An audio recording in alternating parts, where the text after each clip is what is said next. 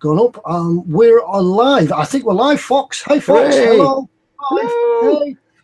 Yeah, we're back up. Hi again, everyone. Welcome to another edition of Ted and Fox at the bench for eModels.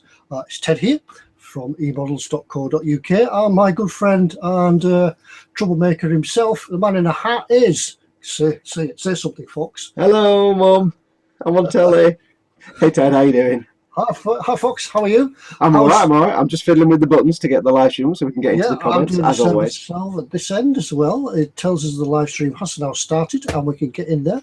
So we go across to that. And hello to everybody else. We've got 25 people with us already. Wow, so cool. Let's have a look. And I'm not one of them. Yeah, it makes a change from us having a look to see how many people are in. It says 2 viewers, you and I. Right.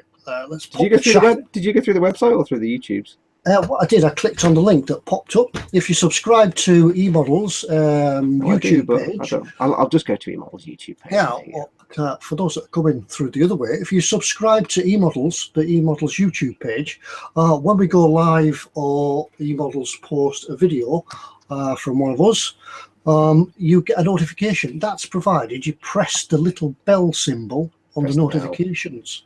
And you get an email saying that we're here and we're ready to go. Right. So, I'm in. Yeah. Let's pop out the chat and we'll have a look and see who's in today. I did see Bashing Kits. Ant is in there somewhere. Now, there we go. Let's go back to the top. Right. I'm in the chat. Arbor Pendragon. That's a new name. Scott Sutherland, evening all. Right, everybody's chatting first time here. Everybody's chatting very, very fast, and I can't keep up with it. So, I pressed the wrong button. Now I've got you talking in my ear and on my iPad at the same time. It's all gone wrong. Wayne Lazenby says, "Hi guys, first time watching." Well, welcome, Wayne. Welcome, Wayne. Welcome. Please join in the chat. Yeah, anybody out there, any questions that you've got? If the chat isn't moving too fast and we notice them, we will try and answer them. Yes, I'll try and keep an eye on it as I can. You can do all the talking as always. Right, who else have we got? Ron Mack, beer check, crisp check, Airfix 2017 catalogue check, and I've lost it because it's disappeared. I've lost the chat now. Oh, there we go. Oh, right. What? Some reason the chat. Oh, there we go. Back up to the top. Everybody's chatting too fast. Never mind. Right. Bashing Kits is in, as I said. Cliff Ork Boys is in. Fraser Duncan, good evening. David Atkinson, hello. Scott's in. Scott Sutherland. Scott Sutherland. Hey, Scott. Hi, Scott. David Atkinson, Festus 76 Workshop. Hi, Ted and Fox. Phil Davis says hello. Al McNeish. Hello, Phil. Right. Arbor Pendragon here. Good evening. Yeah, Bob Bobbington's in. Gosh, they're coming in thick and fast tonight. I know. Festa67 says, I think we should have a Space 1999 special just for Fox. We're having one of those in about 7 episodes in a few weeks. So Rod Hobby Corner says he's momentarily at work, but he's just coming to say hello. How do you go to work momentarily? Yeah. I'll just. Hi, boss. I'm in. I'm going. Bye. I had a job like that once. Click in, click out. That's what you're doing it. Hi, I'm in. Chris Williams, no, don't stop. Keep going. We'll catch up as we can. Do you have a clocking on machine? Me personally? Yeah. When you go to work, do you have to clock in and clock out? Well, when I go to work, what I do is I go like this. That's my work. So if I'm late, I have to tell myself off. Yeah, that's it. Yeah, and then do you drag yourself in the office every now and again for a briefing and a one-to-one? Yeah, one-to-one. How do you think you're doing, Fox? Well, what I have to do is if I have to have an HR meeting with myself, I have to wear like half a suit that's half tweed, and then I have to have that conversation. Everybody ever work with when you go to HR? The woman there's always a woman in charge of HR, and she always wears tweed. I don't know what that is. There's always a lady with tweed on. Go figure. Right. Judy Granham, we've got a female in the house. Behave yourself, gentlemen, please. Lady is in the house. No swearing tonight. Or more swearing, depending. From Canada, eh? From Canada. Oh. Yeah. It's lovely over in Canada this time of year. Must be, how many feet deep in snow are you over there, Judy? All I'm thinking about now is poutine. Mm. I've still never tried poutine, and I know it's just chips and cheese or something, but I kind of really want to try poutine. It looks really nice when you see a picture of it. Oh, that's my phone. Who's that? Is that your phone? Yes, Tony says he can't make it. Unfortunately, Sorry. he's tied up. No, But he says to flash a photo at the screen. He's stuck at the bench, and he says, "Flash this photo at the screen if you want to." Hang on, I don't know if this will come out. If I talk so you can hear me, will that come out, or will that just be totally overblown? Yeah, it's a bit overexposed, but I guess I can see the wheels. I guess that's his chieftain tank. See if I can put my hands behind it. It might. Colours. No, there you might see it that way. Yep. It's Tony's. It's Tony's chocolate tank. It's like whites and browns and greens. It looks awesome. The tank he's building for eModels.co.uk. Yeah, an amazing Belgian camouflage scheme. Oh, I thought wasn't it not Belgium, German something? Berlin. That's it. Not Belgium. Belgium. Belgium's flat. Berlin's different. Scott Sutherland said Orkney had about 3 inches of snow this morning. Wow. Yeah, we had a snow shower going into Ambleside this afternoon. We had a little bit of cloud. That's almost tropical, isn't it? Really. I've got some Orcadian things to show off later on. Oh right. Right. What else is going on in the chat? Yep, the chat is rolling by. Judy says Judy is 72. Cool. Judy, is that the Judy that sent us those amazing pictures the other day into eModels? I'm just trying to find the email. Oh, the first thing I've ever built. Yeah, it was this amazing. This came through the door. It was the wrong thing that I sent for, but I built it anyway. It was really, really good. It was like, wow, really? It was fantastic. So if that is you, Judy, hi and welcome. I'm just trying to find the email just to check, but you could tell us if it was you, Judy. So there's a bit of chat going on about the weather. It was cold in London, says Chris Williams, but it was freezing. We're a bit further up north. I'm a little less further up north, but yeah, and it's freezing. Yeah, so there's a bit of a squall on the lake today. You're a squall. A bit of a blow, as this. Steady now. Right. Question time. If you have any questions, as I say, send them in, and we'll try and have a go at them. So yes, give us lots of questions, because I think we've got one question tonight. The rest of it we'll have to make up as we go along, but that's the usual thing for our eModel streams. If I make them up, it'll be things like, Bob Smith says, Ted, what is your favourite tree? Or if you were a tree, what tree would you be? What's your favourite colour? Well, we've got the first question there from Ron Mack. What is the best way to clean brushes? I've been using thinner, but I noticed that when using white paint, a little bit contaminates the other paint. Yeah, that's always a problem. When you clean your brushes out, there's always bits of paint that get stuck in the ferrule. And I think we sort of discussed this last week as well, didn't we, about using paintbrushes.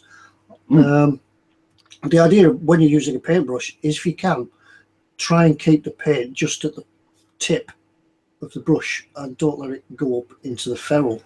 But cleaning them, it really depends on what you've been using, whether it be water or thinners.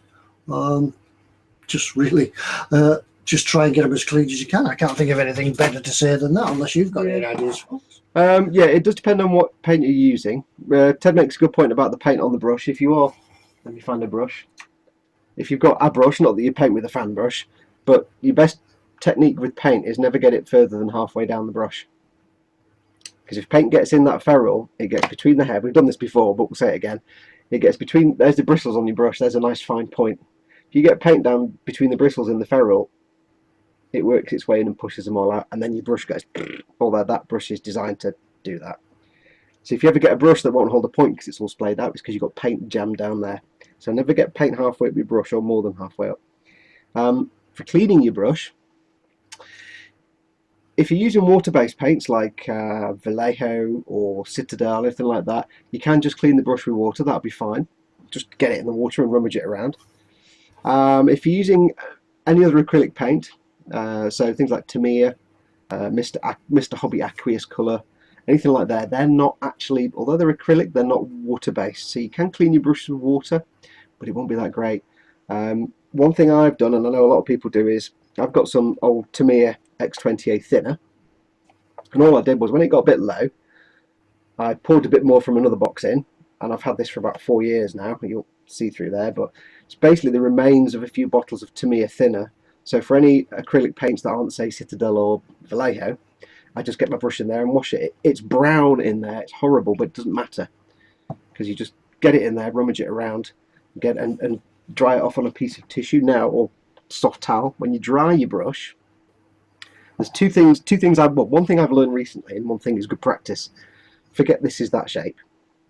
When you've got the brush in your pot and you rummage it around, get it on your piece of tissue or towel, and don't do this with the towel, because you'll pull all the hairs out.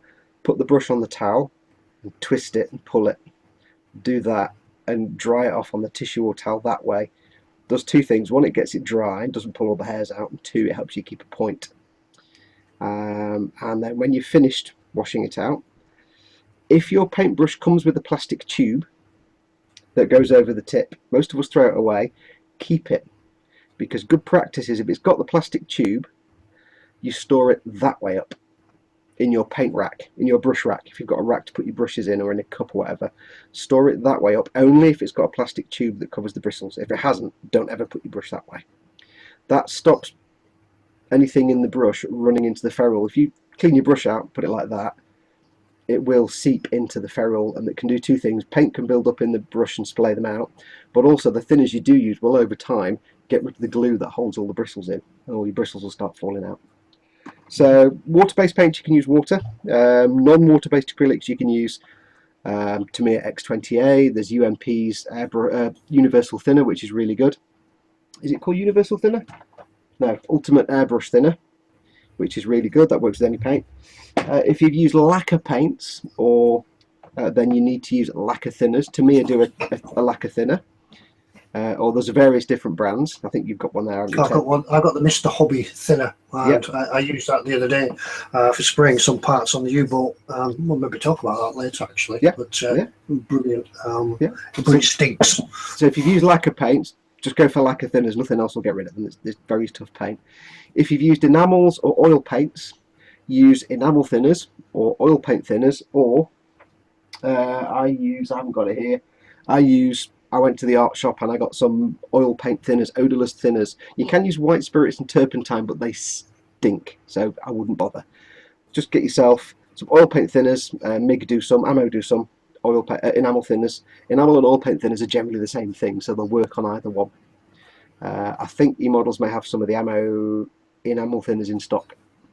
They might. Yeah, I think somebody just mentioned that. Yeah, but there's also the AK have the same kind of thing, things for their enamel paints. Yeah, Beyond Hope says eModels stock a brush cleaner from Vallejo, and he asks if he can have a commission for mentioning that. He'll check. I'll give you a thumbs up. You can have my hair bubble if you want. It's only slightly used.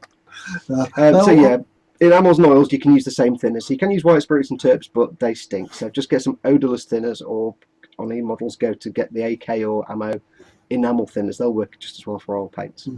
One thing that TK brought up from TK Models, he says he uses the Masters brush cleaner, which is a brush cleaner preserver. And I've seen that. I've never actually used it myself, but I believe it's a method of cleaning your brush.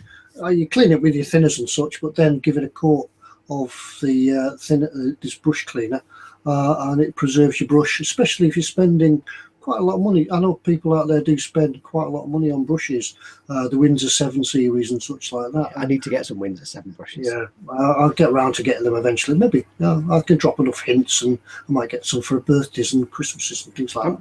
I'm sure I saw one the other day where it was like a Windsor 7 brush was like 150 quid, but then I looked the next day and it was like £7. So I'm still not figured that out. But you can get brush soap as well, which I've not used. But it's the same kind of thing. You clean your brush off and then you use the soap, and it coats it and protects it and cleans it, helps it, gets all the paint off from inside. And again, that's if you're using your nice quality brush. If you've got like a load of brushes from the pound shop, don't worry too much. If it's a brush that came with your Airfix kit, just keep it clean. You'll be fine. If you spent upwards of a tenner on one brush, you probably want to look after that. Yeah, you don't want to be nipping down the shop every now and again just to buy another £10 brush, please, because I've pulled all the bristles out of the last one. Actually, I do. Because up until recently, I never took care of my brushes. And then I was like, yeah, I need to stop taking care of these now. Yeah, I was a bit like that myself, sort of using just the sort of Umbro brushes that came in the quick start kits and things like that. And you realise that you're not quite getting the finish that you thought you were. That's not down to cleaning, that's just down to the brush. Yeah.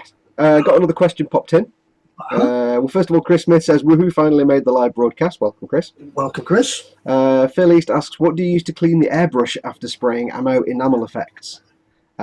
Exactly the same. Enamel thinners or oil paint thinners. Again, AK or ammo, I think eModels have them in stock. Just they're enamel thinners, not acrylic thinners or anything like that, but they'll be specifically labelled enamel or oil paint thinners. Or it might say odorless thinners. Or if you can't get them, any art shop will sell oil paint thinners. Will be fine. Don't use turpentine and white spirit in your airbrush because they contain various minerals and things which aren't going to do your airbrush any favours in the long term. Yeah, I think a rule of thumb is before you put anything through your airbrush, check what you're going to clean it out with, because you don't want to be stuck with your airbrush full of your paint that you've just shot through it, and then have a look around your workshop and find that you haven't got anything to clean it out with. Yes. By the time you've nipped to the shop and back, it's all dried and gone hard. Yeah. So, if you're using enamels, make sure your brush is solvent safe. The thinners and things you use for enamels and oils, because you can airbrush oils as well. If you thin them down enough, you can actually airbrush oil paints. It's weird.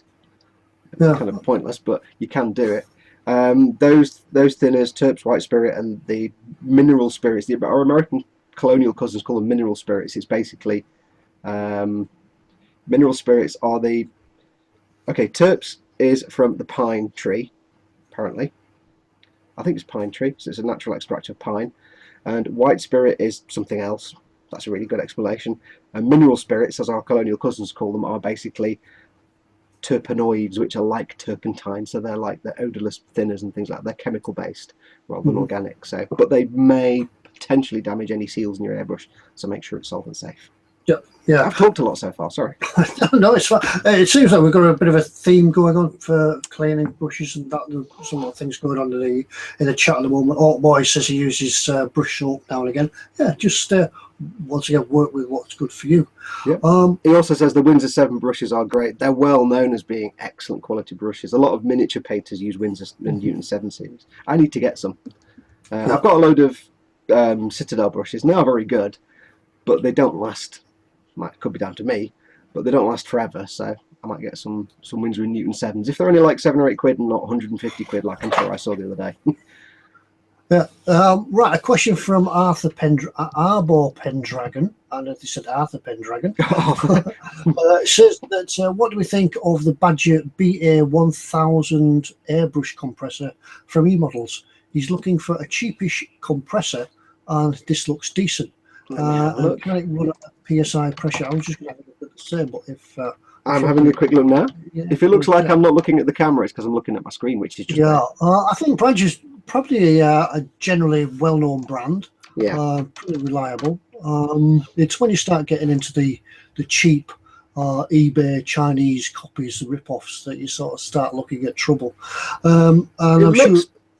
Yeah, sorry. I was going to say it looks pretty good. It's 47 decibels, which is quite quiet, nice and quiet for a compressor. It's got 2 airbrush holders. That's a winner. It's got 1/6 of a horsepower. Bless it. So it's got a front leg. To do auto start stop. Yeah.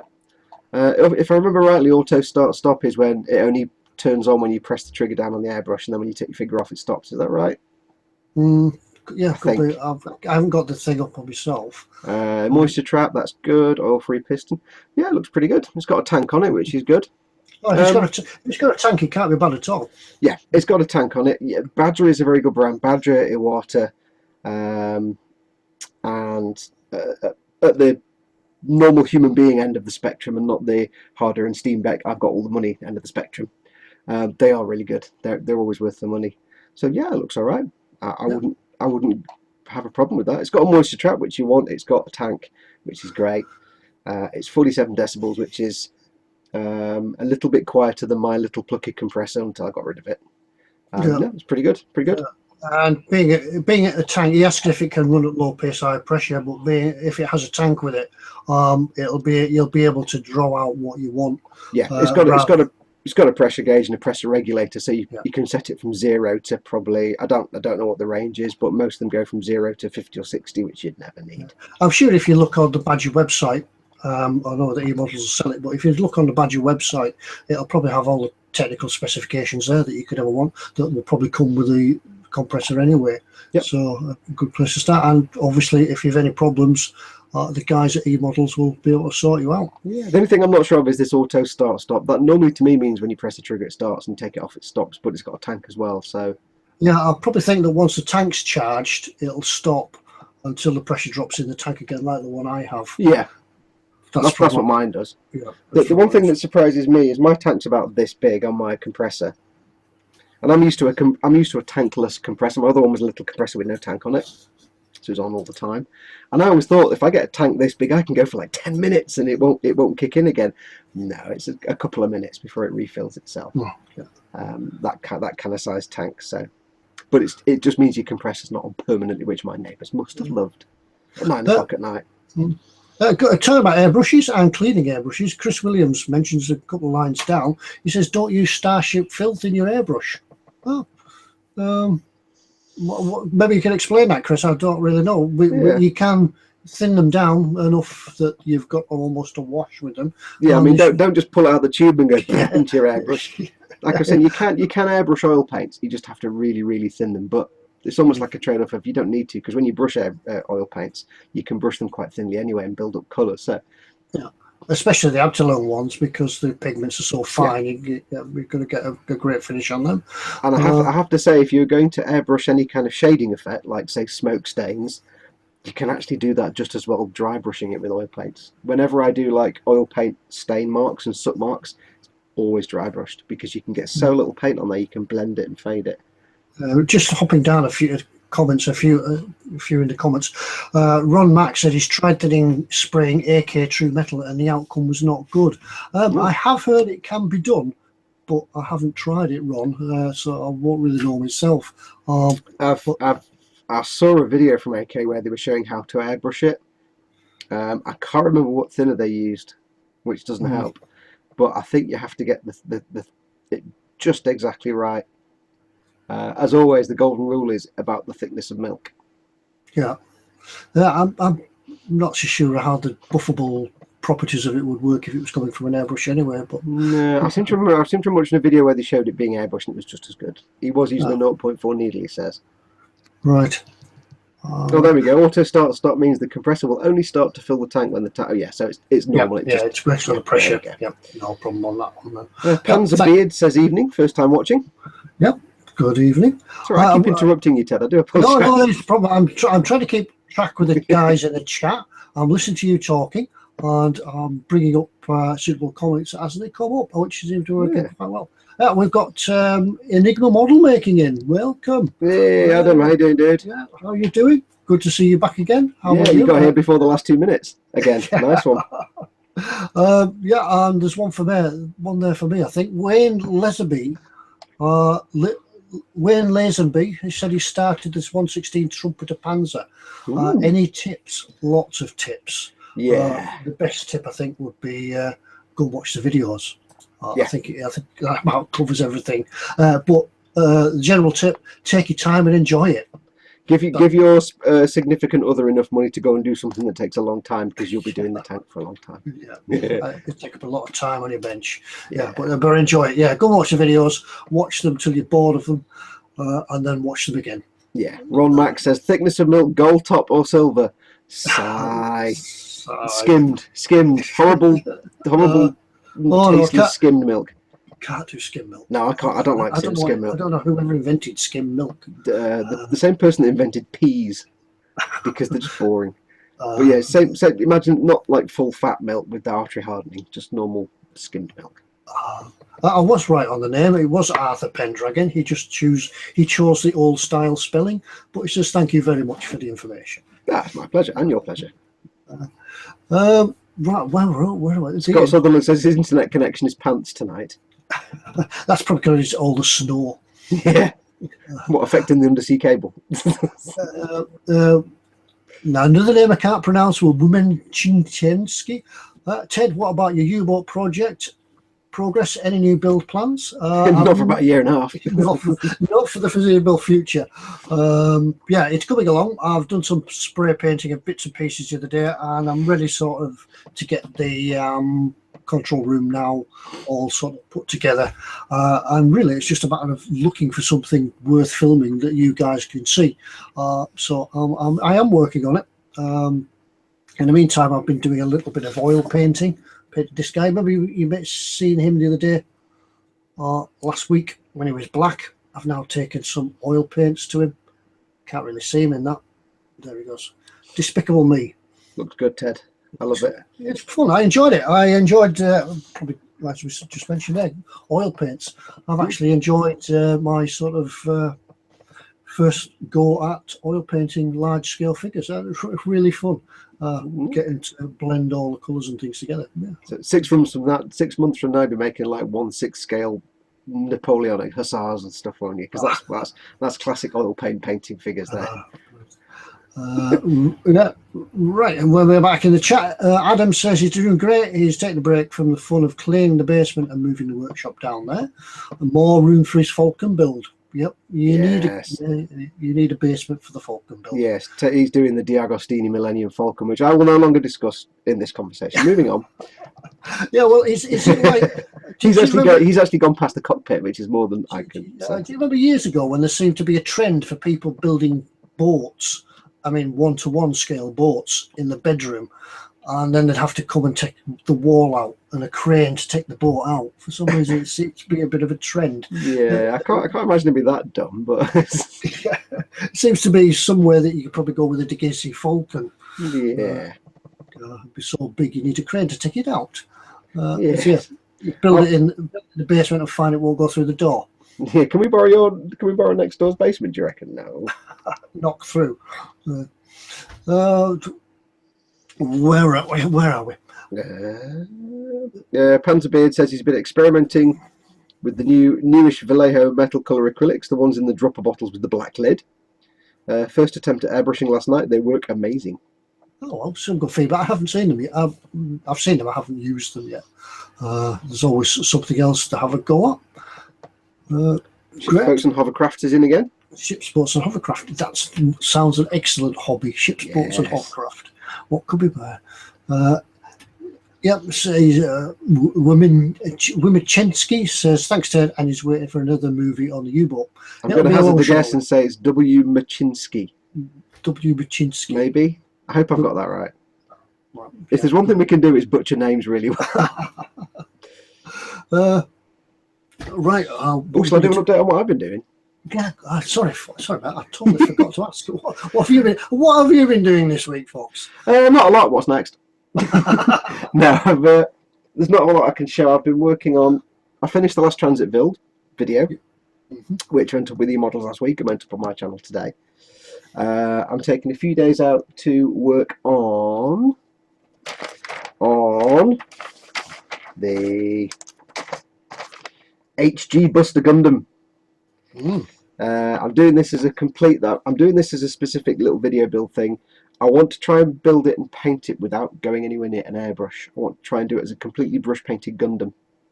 Because there's a lot of people out there that don't have an airbrush, don't want an airbrush, can't afford an airbrush, scared of airbrushes, and they're just starting out and they want to. A few people say to me, "Can I paint a model with just a brush?" And it's like, yeah, you can do.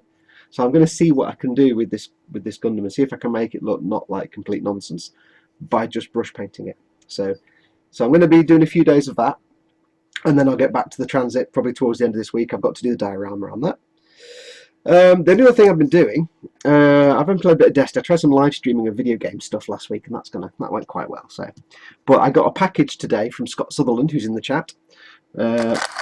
My good friend in Orkney, my follower in Orkney, and he sent me some delights which I'd like to share with you. If you've not watched the video on my channel, just in case, he sent me a load of bits and bobs. Puffin sticks.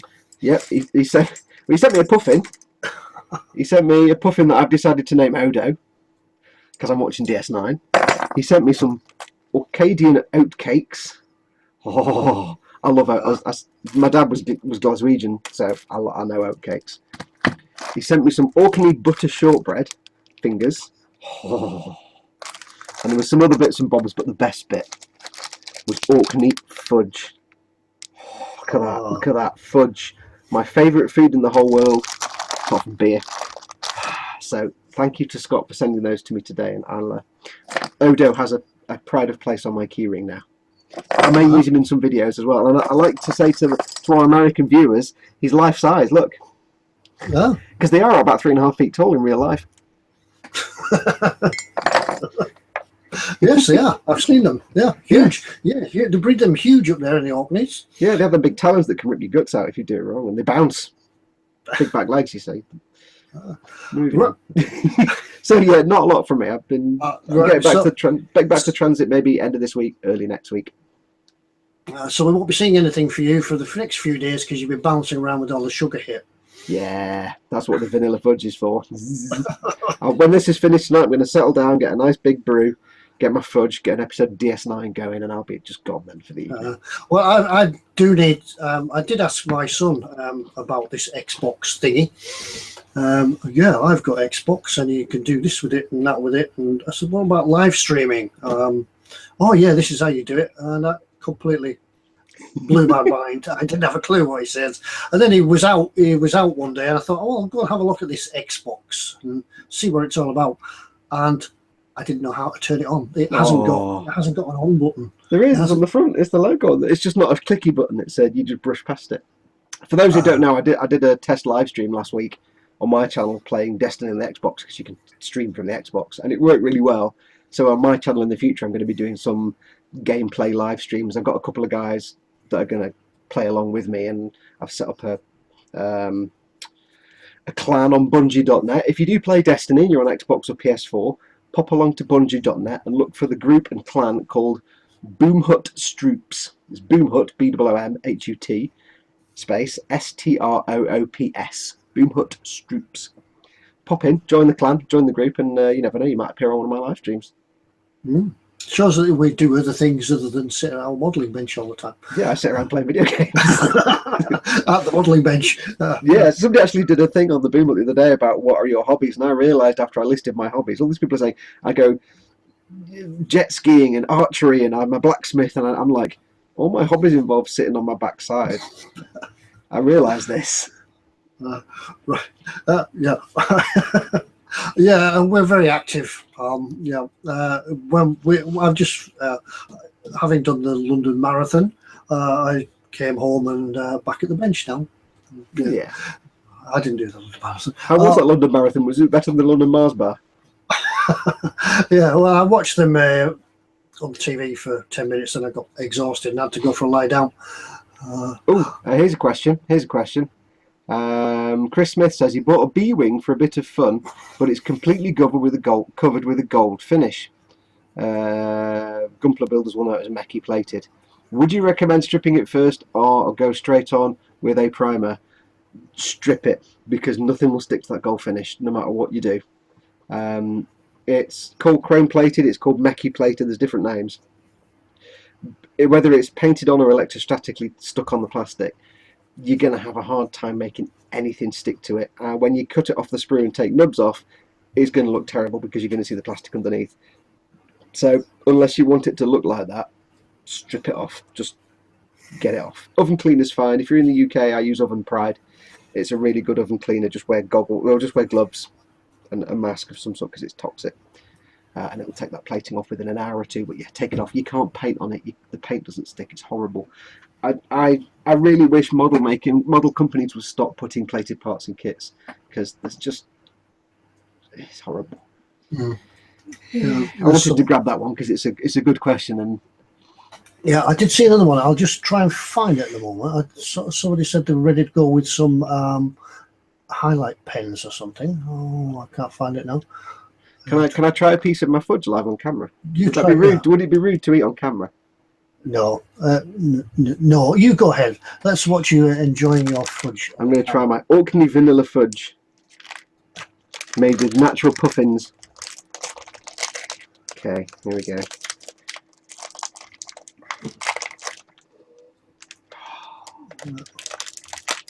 Break off one square. No, I can't find it.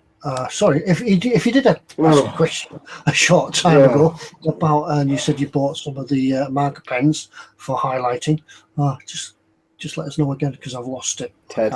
Yeah. Ted, that fudge is brilliant. Really nice.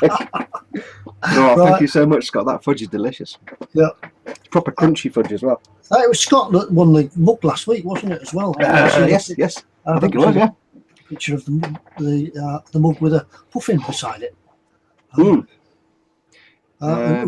Mack says, are penguins black and white or white and black? Yes. Of course they are. Beyond Hope has said, Fox ever tried the Coca-Cola method of stripping? I've never known that kind of girl, I'll be honest. Apparently it does actually work for stripping plated parts. It does actually work, but don't drink the Coke afterwards. Never tried it. Just what's doing to your insides. Yeah, no, I've never tried it. I heard it can work. I know to clean toilets with it. Clean toilets with bottles of Coke. Yeah, be worth a try sometimes. I don't actually like Coca-Cola, so that's a use for it for me. But yeah, that or oven cleaner. You need to try Jersey cream fudge, says Chris Smith. Well, Chris, I can send you my address. Ships and boats and hovercraft says, I'm currently building a model ship, Caldegraph Talicryer. Yeah, I know I can't think of the name of that. I know Caldegraph. The paint needs removing, but would paint stripper affect the fiberglass? What's it painted with? Because if it's acrylics, it could come off just with something simple like oven cleaner. Yeah. Paint stripper shouldn't affect the fiberglass, but I do think you can get a specific product for stripping paint off the fiberglass. Yeah, if you go to like Homebase or B&Q and buy a thing of paint stripper, it could be one of a million different things, and you don't know what. You want to start gentle and try oven cleaner first. Yeah, maybe oven cleaner is always a good one to start with. I say Oven Pride is a great one I've used. I can recommend it personally, but I don't know about others. Yeah, another option would be not to strip the paint off at all, but just rub it back, rub it smooth. Yes, it's going to create a bit of dust and filth, but do it outside. The weather's getting better. Do it outside. Have a go then. Caldercraft, yeah, fairly decent. It's a fairly decent. It's going to be a fairly decent hull. So you're not going to rub. You'll know when you got back to the fiberglass with the gel coat. Will start coming through. Just rub it down rather than strip it. Yeah, just sand it, because then effectively what you're giving yourself is, if it's already painted and you sand it, you've effectively created a primer coat. If you imagine that the thing's probably already primed and got paint on it, and you sand the paint, you're giving the paint a grippy key surface. You're keying the surface for more paint, so the paint you put over the top will grip quite well. Yeah. Save yourself stripping off. Yeah, have a go at that and let us know how you get on. Rusting custom models. How do you get a completely smooth finish airbrushing gloss varnish? Revell aqua color. I can tell you how you do it with Pledge. Pledge future floor finish care 2 times more shine type stuff. Yeah, go on, you tell them that one. I don't know if this works for Revell Aqua. What was it called? Revell Aqua Color for their gloss finish. But when I'm using Pledge Floor Care Finish 2 times more shine, it's an acrylic gloss varnish for floors. Works great on models. What I do is I do probably about 12 psi because it's quite thin if I'm doing airbrush. I do a very light mist coat first that almost doesn't look like there's anything on it. So very, very light. Then I blow air over it from the airbrush, just air, for about 30 seconds, 40 seconds. It flashes what you've sprayed on it off and makes it slightly tacky. And then you go over with not a massively thick coat, but a goodly thick coat. Give that some air, and then do another goodly thick coat. Now the trick is, you do some practicing first, because you'll get to know what a goodly thick coat is from your airbrush and with your pressure. The trick is, when you do your mist coat, you can move the airbrush quite quickly like that, because it helps spread the spray out, so you get quite a thin coat. When you do the second coat and the third coat, the thick coats, go slowly. Just work your way across like that. Don't be waving the brush about, because what you'll find is it will give you a nice even coat. If you do it slowly, then air dry it for like 5 or 10 minutes from the airbrush, and then do another thick coat, because then that first coat will be, second coat will be a bit sticky. And that's how I build it up for me. Now that's with the pledge stuff.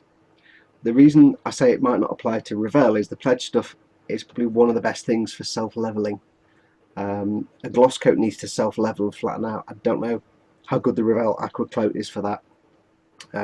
So I just try and experiment. Always do a little key coat first, a very light misty coat, and then try a thick coat, air dry it, and then have a thick coat. Give that a try, have a play with it. You probably find it's probably similar for the Revell, but I'm not fully sure because I've not used it. Yeah, I would probably say the same for the Revell. It's not the best of varnishes, the better ones out there, but if that's all you've got to work with, yeah, just apply it the same. But make sure as well that if you want a smooth coat, it needs to go on a smooth coat. That if you've hand brushed your paint on and then try to sort of smooth it out by airbrushing over it, it's not always going to work, because you need to build up quite a thick layer of varnish to start to get the ridges and things out to come in. But that should work. That's the principle of airbrushing anyway. Thin coats. I mean that's well, with gloss varnish you can't really do thin coats, because if you do thin coats, misty coats too much, you'll get a matte finish. I found, at least with pledge anyway. So it really does need a thick glossy coat after the first. The only one that's a thin coat is that first key coat, just to give the surface some stick. But you said something and it was going to make me say something, and I can't remember what I was going to say. Brilliant. It'll come back to us. It'll come back to us about 3 o'clock in the morning when you wake up and you think, I know the answer to that. Yeah. But yeah, give it a try. Try a mist coat first, and then a couple of thicker coats, and see what happens. I found the answer. It was the thing about before about the Gundam markers was from Vincent de Kim. The Gundam markers was from me. They're actually very lovely for certain details. The logo on the Barbatos knees. Oh, hello. That was a Gundam thing. Well, I wasn't even listening then. What? Is this Vincent? Yeah, Vincent. Gundam markers comment was me, Ted. They're actually very lovely for certain details. Logo and offices. Yeah, Gundam markers are good. They're like Uniposca paint pens, but I think they're more of a lacquer paint. I've got one somewhere. It's just a pen they're designed for painting Gunpla. But I find they're a bit useless for painting big flat things, but for painting accents and details and things, they can be quite good. But if you like those, you should try some of the Uniposca paint pens. I can't remember if eModels have got any in stock right now. I know they are going to be getting some. I wonder if they've got them now. Let me have a look. Yeah, if you've never tried a Uniposca paint pen, let's have a look. Helps if I spell it right. Ship Sports and Hovercraft says, thanks very much for the advice anyway. And it's quite nice to hear from somebody that's actually building a Caldercraft model. Some of the modelers on here will be plastic kit modelers and won't know much about Caldercraft, but it's nice to sort of go back to my old roots and meet somebody that's talking about Caldercraft. And are these fiberglass boat builds? These are the fiberglass kits that come.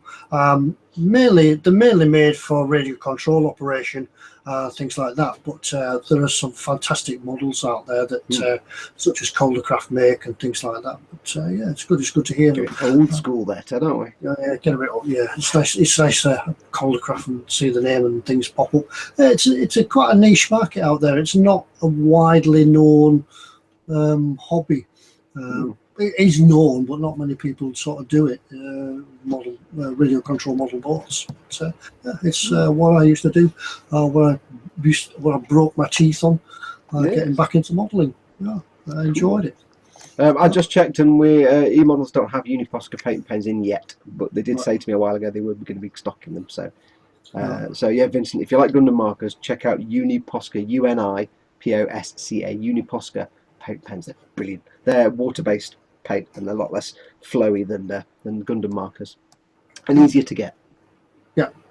One or two people saying that they use different varnishes. Moving back to the original question, two people said they use Alclads for varnishes and things like that. Yeah, if you can get that, it's really good stuff. And I've one or two bits. some alclad aqua gloss. It's supposed to be very good. It's supposed to be good stuff to go over metallics as well without killing the shine. Panzerbeard does say he thought for a nice gloss you could use Tamiya clear in the pot and fill it with Mr. Self-Leveling Thinner. I always get confused with Tamiya because I know there are a couple of products in Tamiya's range that sound like they should be a particular thing, but they're not. Like there's a flat base which many people think is a matte coat. It's not. It doesn't work as a matte coat. I can't remember if Tamiya Clear is actually a varnish or if it's more of a medium and therefore not to be used as a varnish, but I can't remember. I must admit, when I was ordering from eModels the other day, I was a little bit confused and had to sort of read the fine print as such to see what it actually was. Yeah, I know, like flat base and clear base are very misunderstood, and they're not actually varnishes. Clear, I'm not sure if it's a varnish or a finish or not. It may just be a medium that you can put other paints in to make a glaze or a wash, but I'm not 100% sure. It might well be a varnish. I don't know. I can't remember. Right, good.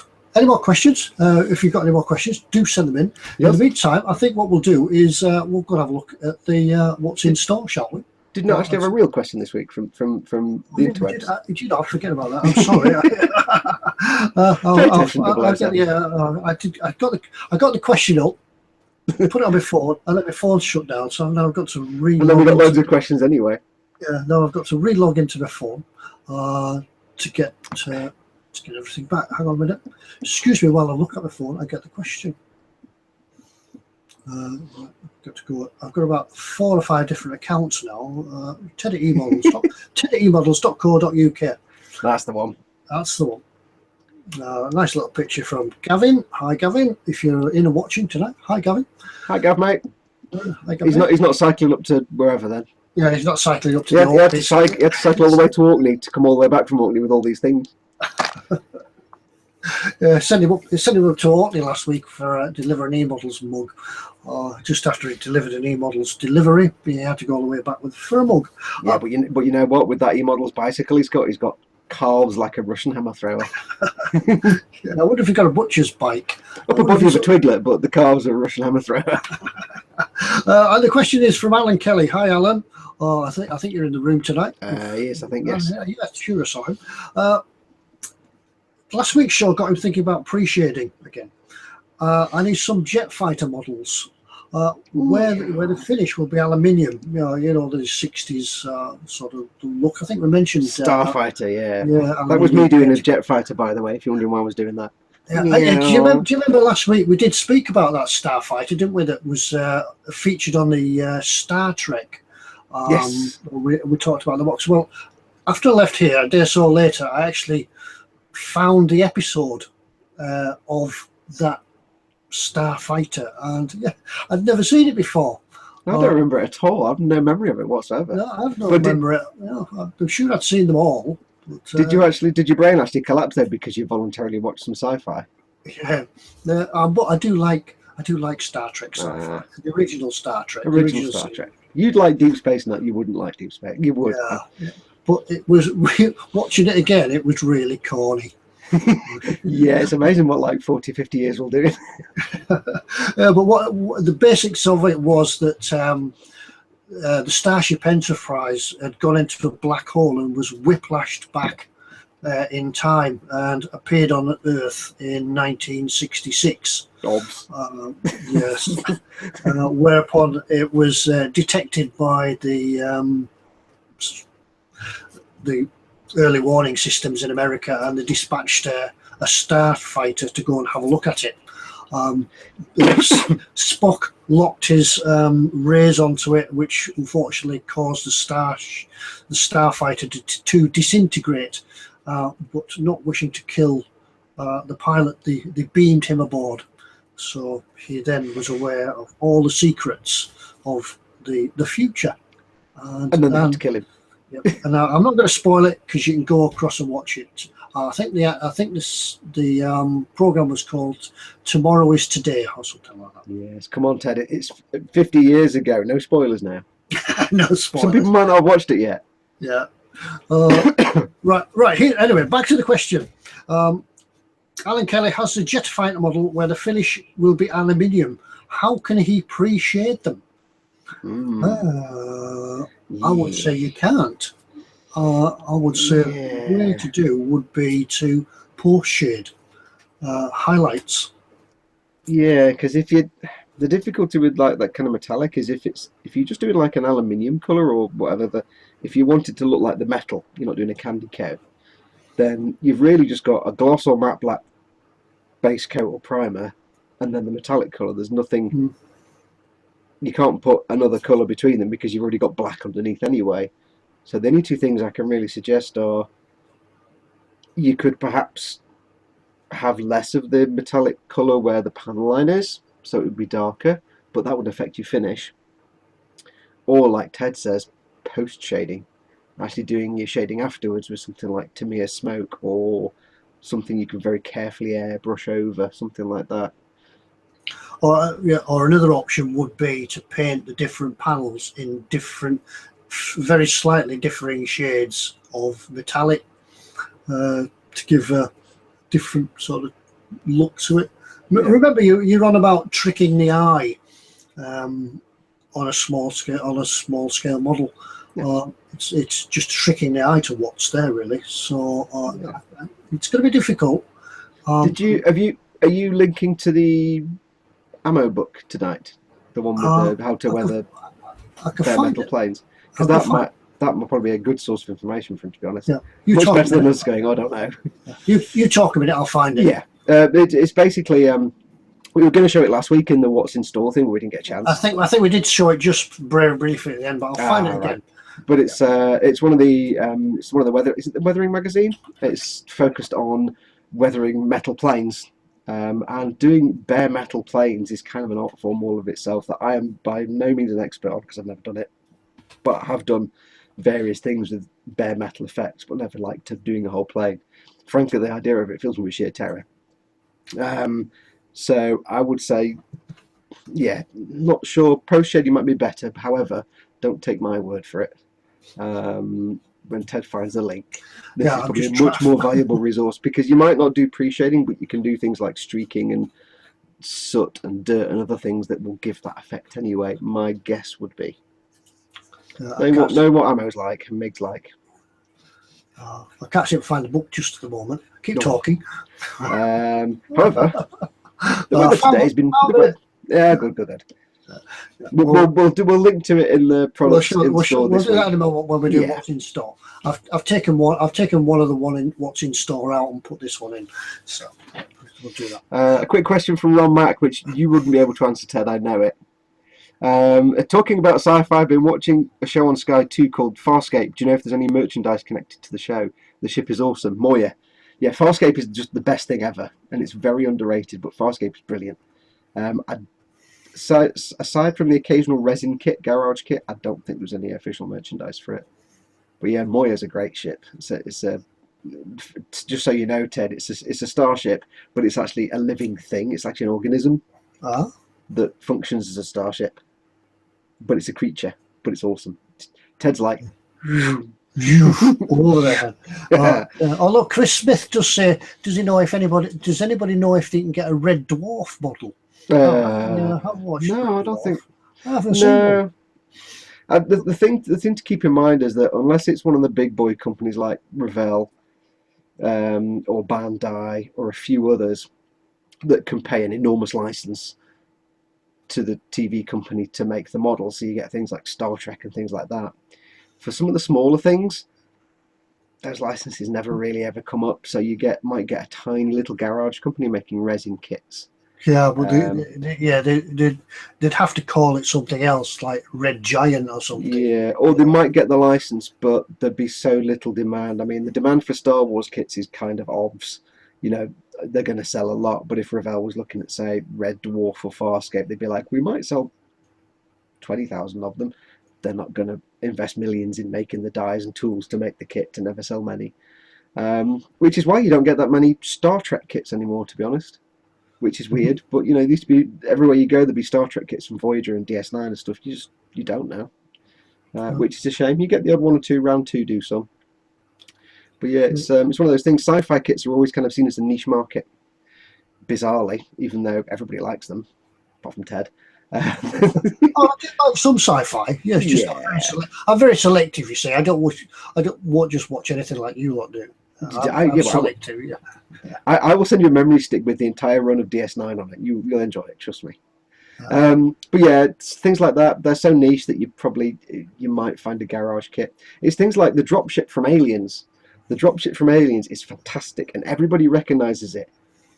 There's never been a mainstream kit made of it, or the vehicle, the ATV. Never. There was a kit made of the dropship by a company I can't remember the name of. It's long out of production, and they're long gone. And if you find a kit now for that, it costs a fortune because it's worth so much because they're so rare. So even things like that, just seen as niche, unfortunately. Yeah, small things did the Babylon 5 ships, but that was years and years ago. So yeah, scratch build one. Scratch build it. Yeah. Get some Wait, I've forgotten what we're scratch building. It's like a 10-kilometer long ship. That'd be a big scratch build. The chat before asking about his Caldercraft. No, it wasn't. Guys, W. McChensky. Guys, can I use your advice on shading and weathering the superstructure of his Tamiya 1350? Then he goes on to say, is his Bismarck. Yeah, weathering warships. It's a bit of a scale, isn't it? Yeah, it's a scale. It's quite small. I wouldn't go too. How big's the Bismarck 1350? About? Yeah, it's going to be about that long. About so big, something like that. Yeah, because it's that kind of size where you're not really going to see streaks and rust streaks and. No, other than the hull, maybe around the anchor hose, things like that. You're not going to see that much weathering on it. And if you do too much weathering on it, it's just going to look like a dark mess. The Bismarck, do it in the Bismarck colours with the stripes on the hull and things like that, and the teak deck, and yeah, you can make a nice looking model out of it without going overboard on the weathering. I mean, the advantage is it didn't last very long enough to get that kind of weathering anyway. Yeah, it took. Let's be honest. Yeah, unless you're doing it at the bottom of the ocean. Yeah, or mid sinking, you know. But yeah, that kind of thing, it's the economy of scale. When you're doing like a big model of something small, like if I'm making a model car that's this big, I can do paint chips and rust and dirt and dust. If I was doing a model car that was that big, there's no scope there to be realistic, because if you shrunk the real thing down to that size, you wouldn't see those kind of details. So with something that small, you really got limited options. Are maybe things like a bit of pre-shading around the tower and the emplacements on the deck. If you've got deck lines, if you've got actual decking scribed into the deck parts, if they're giving you planking, which is highly unlikely, but they might do, then you could do your wood colours and just do a wash of a very subtly different colour just to give a bit of depth. And some pre-shading on your main panel lines, but it's very difficult with those. That's why I tend not to do ships, because they just make my brain I think even if you did a wash on your deck over the planks, what would happen then is that the wash would go into the grooves between the planks, because that's how that model's made, and it would just overpower.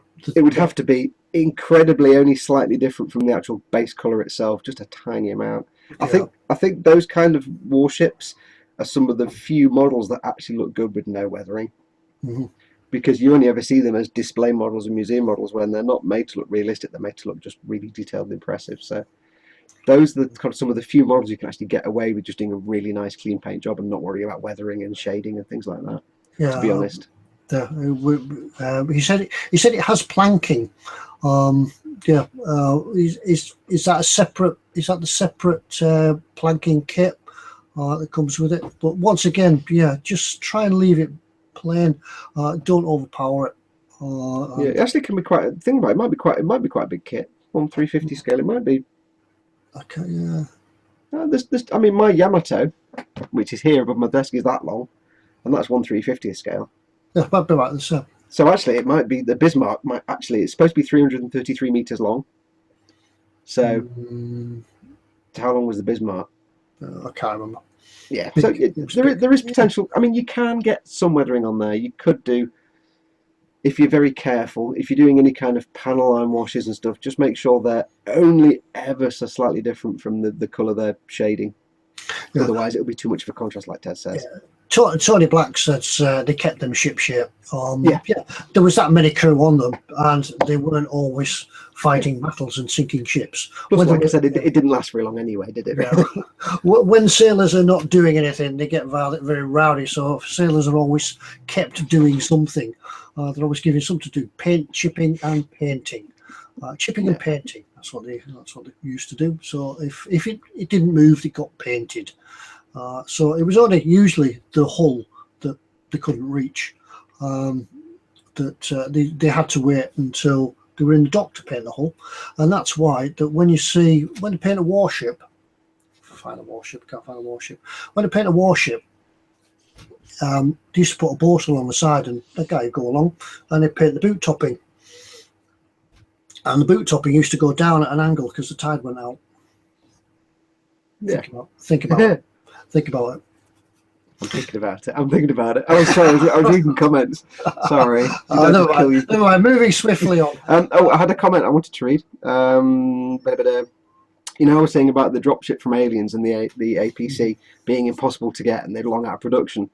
Ant from Bashing Kits says, looks at his Aoshima dropship at APC with a smug grin. APC.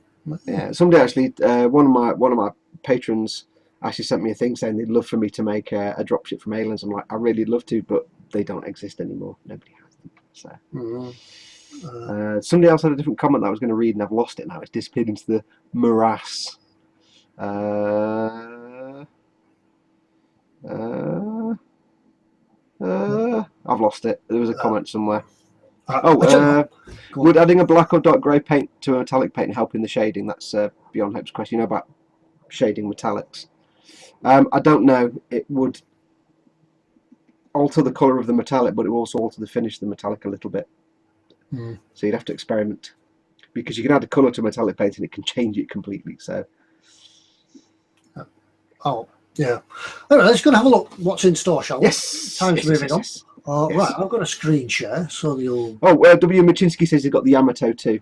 I mean the space battleship Yamato, not the actual battleship Yamato. I'm thinking sci-fi flying through space Yamato. Yeah, it's just in case there was some confusion there. I'm doing the sci-fi cool one. He could, Oh, because it's Yamato, isn't it? Yamato. Urusenkan Yamato. No problem. Yeah, he said thanks a million. Hopefully we've solved something for him. And says sorry, Fox. Brackets not sorry. Right. Let's click this onto me so that you can chat away and we don't lose anything. Then I can go to screen share and we can have a look at what's in store. We're going to get the infinity tube first. Yeah. Ready? There we go. I didn't get the infinity tube. It doesn't seem to do that when it comes out. But there we are. What we were talking about before. The Ammo MiG Weathering magazine. We did briefly show this last week. That's exactly what you need to look at for how to get shading and stuff on metallics. Because look at that plane on there. Yeah. Yeah. It is a plane. I'm just twisting my head to one side to try and see it. Basically, ignore everything we just said in the last 45 minutes and just get that magazine and read that. Because the one thing you'll see about that picture is that's all metallic colours. There's probably no flat colours on there. There's no tan colour or brown colour. That's all different shades of metallics. It looks quite good. Yeah, it looks awesome. Actually, by Mig. Mig specifically wrote this. I wouldn't say by himself, but let's have a look. See what one or two of the things that are inside it. He probably did actually, because I love the way Mig writes. Because he sometimes gets a phrase a little bit, because he's obviously not a native English speaker.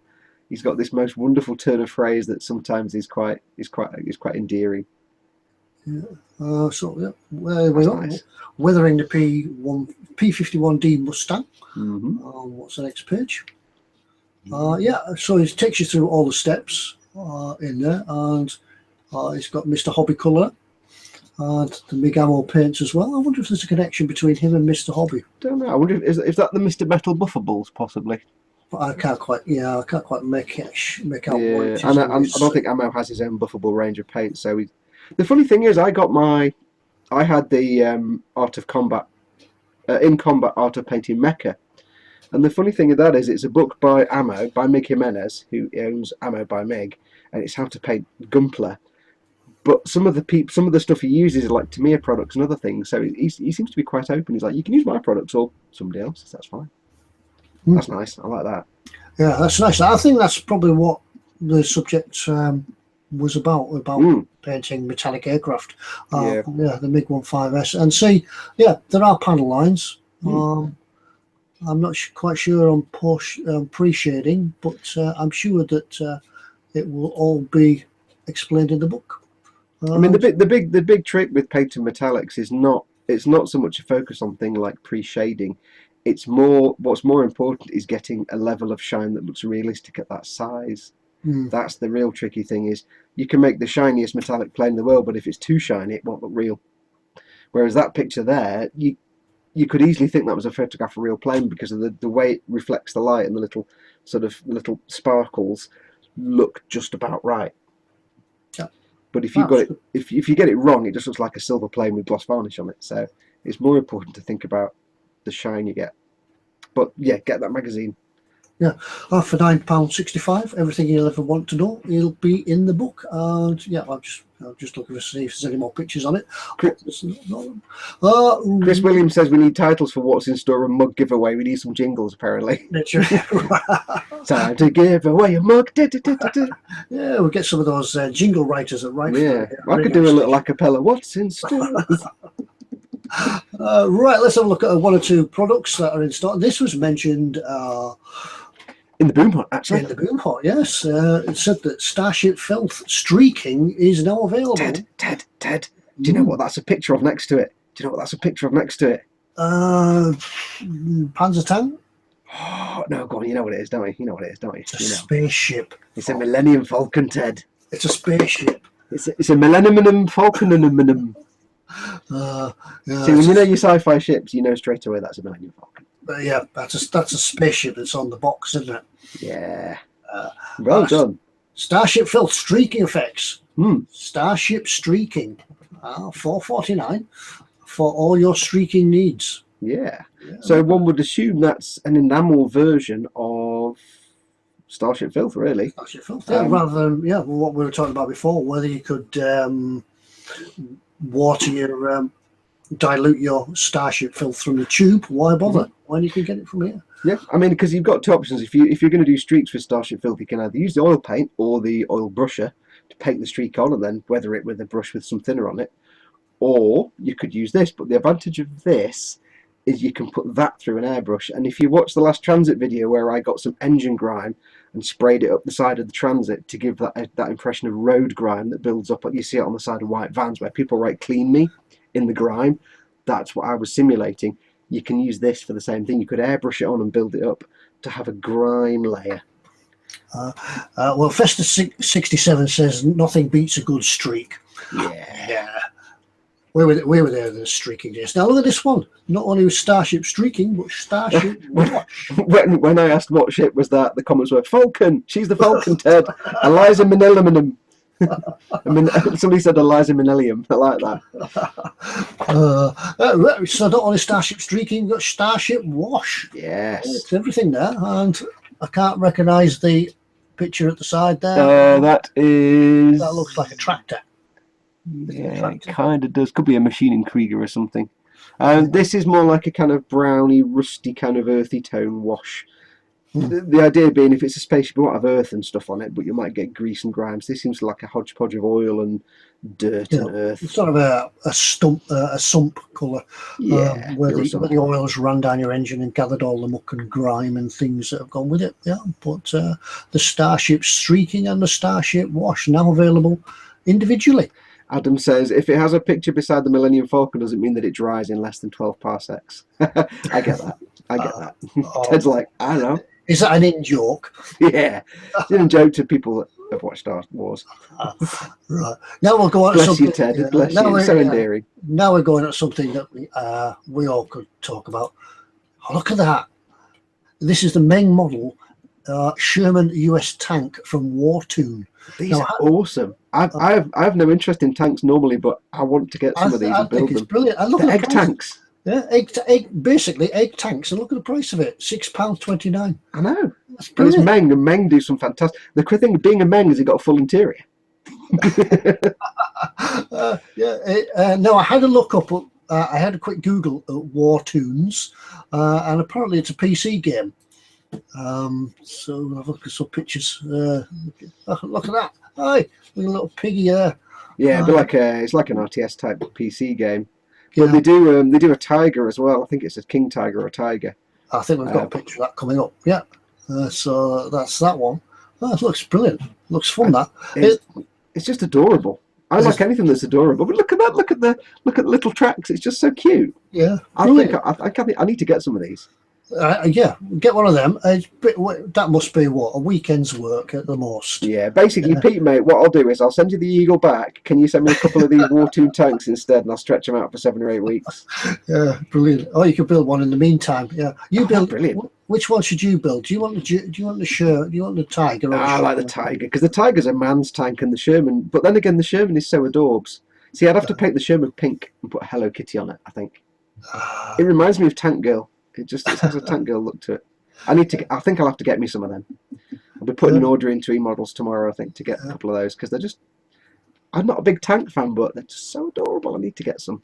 Yeah, Panzerbeard said those are the World War II tanks that are great. He already has the Sherman and the Tiger, and he's also built the AFE Club's KV2. That's the same egg style tanks kind of thing. I think one or two people are picking up on this egg plane type thing. Yeah, I mean egg planes have been around for a long time, but not as known in they've been huge in Japan and Korea, obviously, and that kind of part of the world because crazy Japanese, of course. That is awesome. That's brilliant, that, isn't it? Look at those, just look like 4 road wheels. Yeah. Just going back to that one, unfortunately, it says this one's out of stock at the moment. Oh. Now, I think that when eModels posted this morning, and when we put the notice out about the live stream, they got hammered. Yeah, Pete Mate put a link to these on, and I think they must have gone out of stock this morning. That was a very canny move of Pete Mate, I think. Yeah. So by going to the website and clicking on "Get Notified when back in stock," this bit here, they'll get an email when it comes back. Is the Tiger in stock, or is that one out of stock? I think the Tiger is in stock. Yeah. Oh yeah. You can add it to for the next 5 minutes. Yeah. And you know what I nearly did then? I nearly got my mouse to click on the bit that says add to basket on my screen, which is on your screen. But yeah, once again, the price for that £8.99. Great weekend's work. Yeah. Yeah. And as HG Barnes says, it's a great thing to get kids into the hobby. Brilliant. Yeah. I think I might be ordering myself a Tiger 1. I think. You get the Tiger one. We'll get Pete Mate. You can send us that one, and I'll get the other one, and we'll build them together. And we'll do a quick. We'll do a comedy sketch video with them. Or something. I hate to say this out loud from my mouth, but it's totes adorbs. Yeah. If they do little figures, I'll have to have a look and see if they do the figures because it's almost like Warcraft, but World War II. Yeah. Great little palette cleanser, just in between the build. Yeah, as we often talk about palette cleansers and things like that, don't we? And these things are, and you don't need to take them seriously. You watch it have about 600 parts.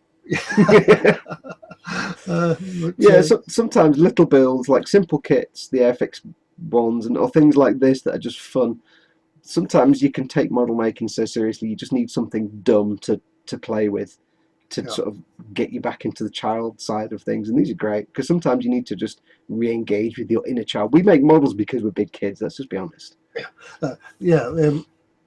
What is it to say about boys and the toys or something? They just get more expensive or something. The toys are the same; they're just more expensive. I'll tell you what, Ted.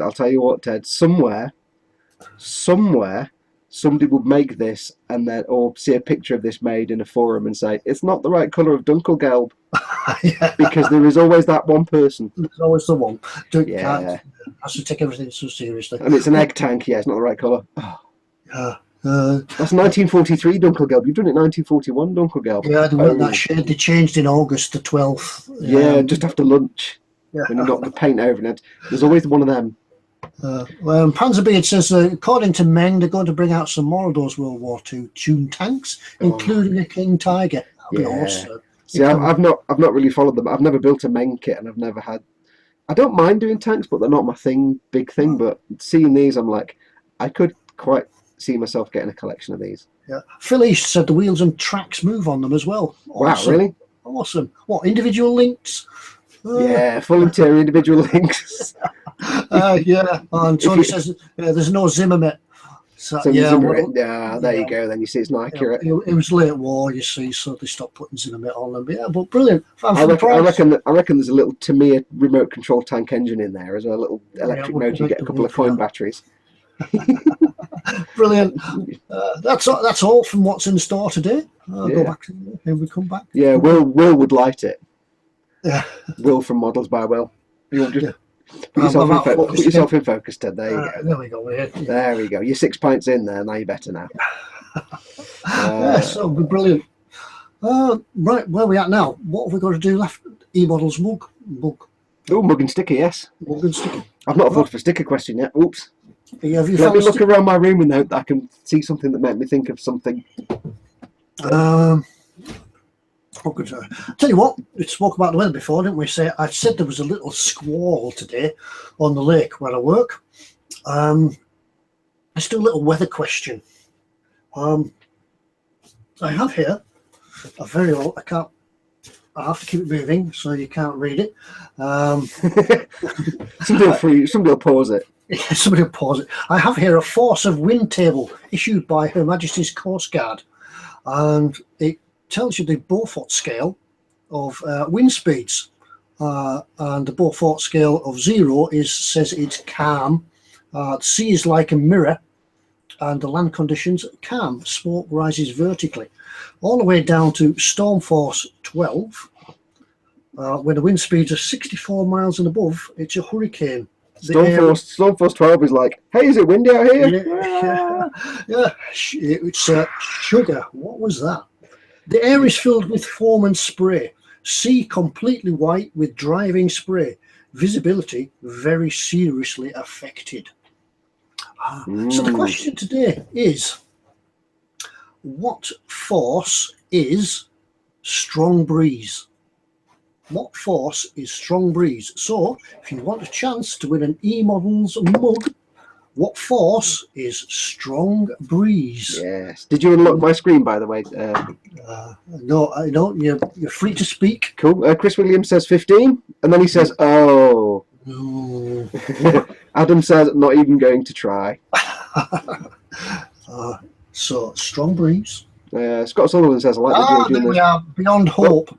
Beyond Hope is the winner. It's Storm Force 6. Yeah, Storm Force 6. Storm Force 6, which says, large waves begin to form. The white foam crests are more extensive everywhere. Probably some spray. That's a strong breeze. So, Beyond Hope. Yes, well done. Yeah, well done. You have won yourself an eModels mug for the scale model enthusiast. Yes. At eModels.co.uk. So send me your email, send me your address details to ted@eModels.co.uk, and we'll get the guys at eModels to send you a mug. Yay. Bob Bobbington put 34 to 47 then. Damn it. Yeah, and just if you're really interested, the wind speed is between 22 to 27 knots.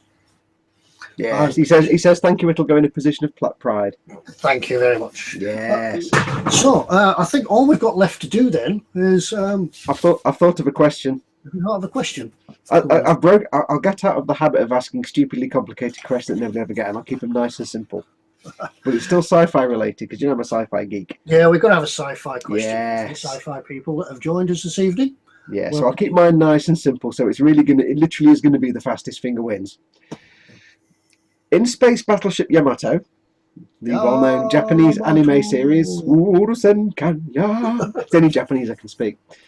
In Space Battleship Yamato, the Space Battleship Yamato is a battleship that flies in space. What famous real-life battleship is it based on? This is literally a fastest finger. Ron Max said I should get a job reading the weather on the shipping forecast. Bob Pobbington says 4 and TK says pineapple. Yeah. What's the other? Just there we Fisher, go. Fisher Tony Dogger. Black says the Yamato. Yes. Yes. Tony Black wins the sticker. Well done, Tony Black. Yes, Once again, it was a nice and simple one. What is the Yamato based on? The Yamato. Bob Bobbington said Yummy. Chris Williams said Space One. Space One. Yes, one. HG Band says Argo. Beyond Hope says, I know the answer, but I've already won a sticker. Well, yeah. Yep, so very well done, Tony. Again, send Ted an email to ted@emodels.co.uk and he will requisition and send forth to you a sticker of happiness, which can be applied to any surface you desire, apart from something you need to see through. Remember, the terms and conditions of winning these prizes are we need a picture. Yeah, send the picture to ted@emodels.co.uk. Send a picture. Yep, of something, but you need to have the sticker or the mug in shot.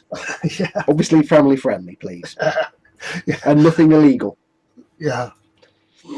I'm trying to type the address in here just in case. I mean, sending a picture of, say, the grassy knoll with a little tiny eModels cup in the background, that's acceptable. Yeah. Yeah. That just came to mind. Yeah, I'm sure there'll be some ingenious pictures sent to us. ted@emodels.co.uk. That's me down there, over there, wherever your chat is. Mine's down here. Vincent de Camp says, if he says Musashi is technically right because Musashi was Yamato's sister ship. Oh God, I'm a sci-fi and history geek. Oh, there's always one. There's always one. Yeah. Hey, I just want to buy one, lol. What is that, a mug or a sticker? Because the mug is just £6.95 from the eModels store. Yeah. eModels.co.uk. And if you order a mug from eModels and click collect from store, they will ship it out to you free of charge. Yeah. Yeah. Is that if you just order a mug and nothing else? I mean, if you order a mug and then the Dora railgun, they're not going to ship it to you free of charge. If you order like the biggest kit in the world and the mug, they're not going to ship it to you free of charge. Is that right, Ted? Is it just if they order just the mug? Just a mug. Yeah. Yeah. I think if you're ordering something else, they'll just chuck it in that pot anyway. But if you just want a mug, sorry, Ted, you actually spelled the email address wrong. I know. eModels and the. What it is, there's a keyboard. There's too many keys and not enough fingers. Yeah. Problem between the keyboard and the operator. Fox, show your Yamato model. I can't because it's not built. It's in the box. I've got to build it, but it's unfortunately got about 8 different Gunpla boxes on top of it. It's covered up. There's a box on the shelf, and then above that is a High-Nu Gundam and a Freedom Gundam, then a Unicorn Gundam and a Zaku Perfect Grade and a load of other stuff. I can't get it out. So. And Vincent de Kim says, "Don't mention Dora. That thing tempts him." Oh, go for it, yes. Vincent, what you need to do is, while you're on this thing, open up a new tab, go to emodels.co.uk, okay? When you're on there, go into the search thing and type in Dora. And when it pops up, click all the buttons. Yeah. And imagine... And then just don't worry about it till tomorrow. I just think that you're doing eModels a favour because once they sell a Dora, they can get loads more kits on that shelf. There's like 100 other kits you could get on that shelf at the moment that they're just like, I can't. They can't order any more kits because there's nowhere to put them. There's like they want to stock Bandai Star Wars, but they can't because there's this big Dora kit taken off the shelf. So that's what I reckon. That's what it is. Right. Dora the Explorer. Dora the Explorer. That's it. Yeah, I was tempted for the Dora myself, but I just haven't got the space. It says you making a 4-foot-long U-boat. Right. You've got to figure out how to get that in the car to back to eModels when you finish it, yeah? I measured it before I got it. That was when it was in the box. That's different. Pre-planning. Will it go in the car before I get it? Yeah. We went in the car. Vincent says if he starts doing that, he'll end up with Schwer Gustav and Big Bertha as well. He knows he will. I'm not seeing a problem. I'm seeing no issues here. Yeah. You know what you need to do, Vincent? You know what you need to do is get divorced first and then get the kits. Yeah. Otherwise, she'll take half of the kit. Yeah. Otherwise, you get divorced afterwards, and then that's when it goes wrong because it's not in your advantage then. Yeah. Anyway, Tony Black says, "Put the U-boat in Das Boot." Yeah, we've had that. Yeah, right. Have we done everything? Has anybody any more questions? We've been going nearly an hour and a half tonight. Yeah, we're getting better at this. It's just kind of going really fast, isn't it? We're just getting going, and I'm trying to get myself in focus again because these cameras good, but they just don't stay in focus. Yeah. I'm in focus. Yeah. So, anybody got any last-minute questions before we scarper off? And I've got this fudge to sort out. I've got an episode of Warship to catch up on. I've got 5.5 seasons of DS9 to watch. Mm-hmm. So, any last-minute questions? Any last-minute questions before we the go? auction? Going once, going twice. Okay, let's call it a night. Good Fox. We shall do that. Sounds good to me. Yes, thank you very much, everybody. Once again, we've had a fantastic evening talking to you all. Chatting away as you've been listening to us, no doubt in the background, as you've been hopefully getting on with other things and spending some time at the bench.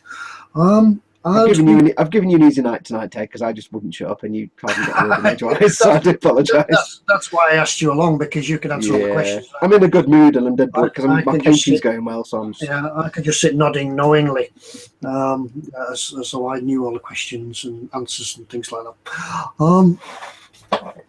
That's Pantomime. That's why you should always think ahead and get an old Volvo, built like a tank, spaced like a shipping container. I actually had a Volvo. A Volvo V70, and everything went in the back, even wardrobes.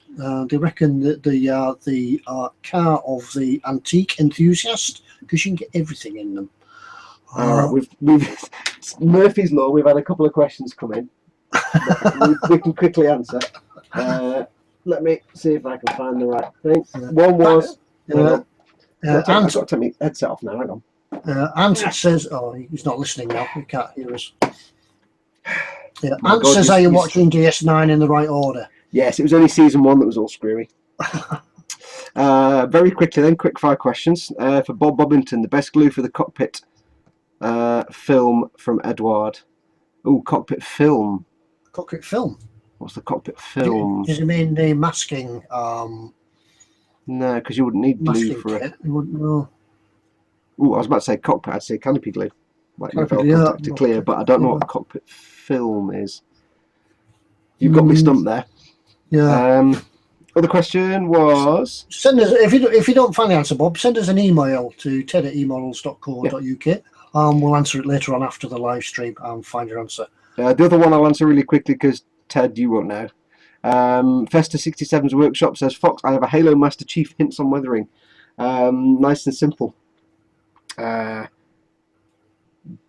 Primer it or base coat it in black, then go over with your green, but do it patchily so you get some pre-shading, and then the weathering is really just some metallic chipping or scuffing and dry brushing to get the kind of metallic shine on the edges, and then maybe a little bit of pastels around the feet and knees, and that's about it really. For the green armour parts. For the black and grey parts, you could just do a dry brush of a lighter colour. Don't go in black. Paint it something like Tamiya rubber black first, or a very dark grey, and then a dark wash, and then a light high dry brush to pick out the edges. But there's not a lot of weathering on Chief's uniform. It's mostly just on his armour. It's just metal chips basically, which you can either put on underneath the green and chip it back, or paint on afterwards. Right, and the final question, Bob Bovington says, can he put bovril in his stew? As it's food, yes. Yes, there's never a bad answer. Yeah, I've got my switch. Yeah, if it's stew is gorgeous with crusty bread. Dip your crusty bread in the gravy when it's stew. Yeah. Do you know what I had for my tea tonight? Because I was being really lazy and I was rushing and I couldn't be bothered. I got a make it in the pan kind of rice thing with vegetables in it. And then I got a tin of minced beef and I got a tin of beef stew and I put it all in together and I got this big bowl of slop. And I got 3 slices of bread and I made butties out of it when it cooled down and got all chunky. Well, there you go. You could have put bovril in it. Yeah, I regret it in about 3 hours' time, but it was nice when I ate it. Anyway, HG Band said he doesn't have one question, but he'll send us an email. I'd be glad to answer it if I can for you, HG. Just send it along. Yep. Okay, right. Okay, guys, thank you very much for joining us this evening. We've really enjoyed it tonight. We've gone and chatted for an hour and a half, and time has flown by. Flown. It's me being a jet fighter again, isn't it? Yeah. I'm a jet plane. A little tank trundle, trundle, trundle. They are so cute. They are so cute. Totes adorbs. I could put Odo in a diorama with it. Yeah, brilliant. All right. Okay, everybody, thank you very much for joining us. And it's time to call it a night. Me and Fox are going to go off and do other things because that's what we do. And my heater seemed to stop working. I think I've probably blown a fuse. I've got to go and fix that. But thanks for joining us, and look in again next week when Fox and I will be here again to answer all questions and just create mayhem and madness. Yes. Thanks everybody, and we'll see you all next week. So it's good night from me. And it's hat-raising good night. You saw my hair tonight, by the way. I'm most disturbed. I've taken my hat off and everything. Yeah, we believe you're only wearing the hat to hide the ball patch. No, it's just the sort of the disappearing equator at the back. Receding, continental drift. Right, everybody. Good night. Good night, all. Good night. Right. Bye. Should I press a button or you? It's your button. You can't wave with both hands. Bye, everyone.